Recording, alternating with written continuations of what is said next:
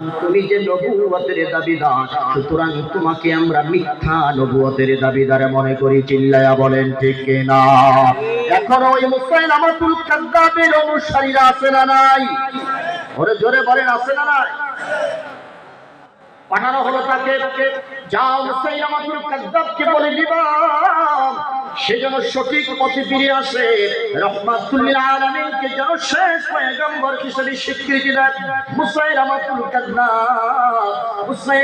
কাযযাবের দরবারে গিয়ে যখন তাকে দাওয়াত দেওয়া হলো, খবরদার তুমি যেই ভুল পথে আছো ওই পথ থেকে যতক্ষণ পর্যন্ত ফিরে নিয়ে আসবা ততক্ষণ পর্যন্ত মুসলমানের শানিত তরবারি তোমার জন্য প্রস্তুত। চিৎকার করে বলেন আল্লাহু আকবার। আরো জোরে বলেন আল্লাহু আকবার। হযরত হাবিব রাদিয়াল্লাহু তাআলা আনহু ডাক বলেন, মুসাইলামা তরবারি তোমার জন্য প্রস্তুত।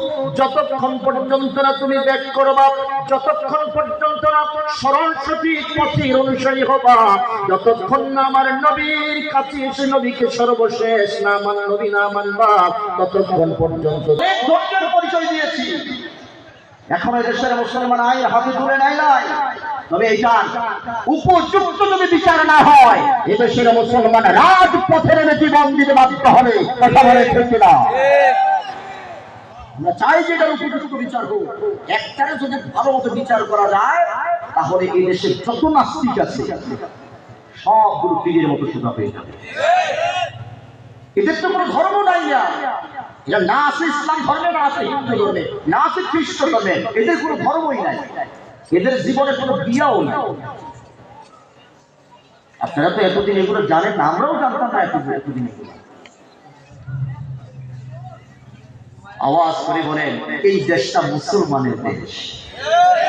কথা বলেন, হতে পারে আমরা কেউ আওয়ামী লীগ করি, হতে পারে আমরা কেউ বিএনপি করি, কেউ জাতীয় পার্টি করি, কেউ জামাত করি, কিন্তু দিনের ক্ষেত্রে, কোরআনের ক্ষেত্রে, ইসলামের ক্ষেত্রে আমরা কথা বলেন ঠিক কিনা?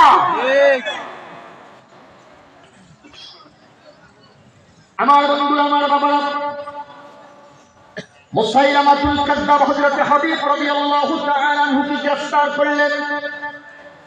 শুধু গ্রেফতারের মধ্যে সীমাবদ্ধ নয়, হযরত হাবিব রাদিয়াল্লাহু তাআলা আনহুর হাত পাগুলো বেঁধে বা নির্যাতন শুরু করে দিল।